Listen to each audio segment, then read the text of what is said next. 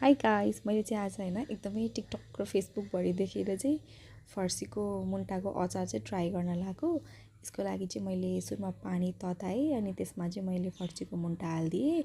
साथसाथै मैले पनि चाँडै गर्नको लागि टमाटर पनि त्यसैमा बोइल गरिदिएँ। मैले चेक गरेँ अनि यो फर्सीको मुन्टा चाहिँ पाके जस्तो फिल भयो मलाई। अनि यो पाकेपछि मैले निकालेँ अनि अचार त्यसको लागि मैले भाँगो भुटेँ। भाँगो हाल्यो भने चाहिँ एकदमै मिठो हुन्छ। अनि यतापट्टि मैले तेलमा चाहिँ जिरा, मेथी, लसुन, खुर्सानी सबै कुराहरू झानेँ अनि त्यसमा मैले टमाटर पनि त्यसमै एड गरिदिएँ। अनि त्यसपछि मैले त्यो निकालेर मैले त्यसलाई मोलेँ होइन। अनि त्यसमा मैले प्याज हालेँ। त्यस पछाडि अब चाहिँ मैले प्याज हालेपछि साथीहरू मैले यसमा अब यो भाँगो एड गरेँ, अघि नै भुटेर राखेको थियो। अनि यो भाँगो हालेपछि चाहिँ मैले अब यसमा चाहिँ फर्सीको मुन्टो एड गरेँ।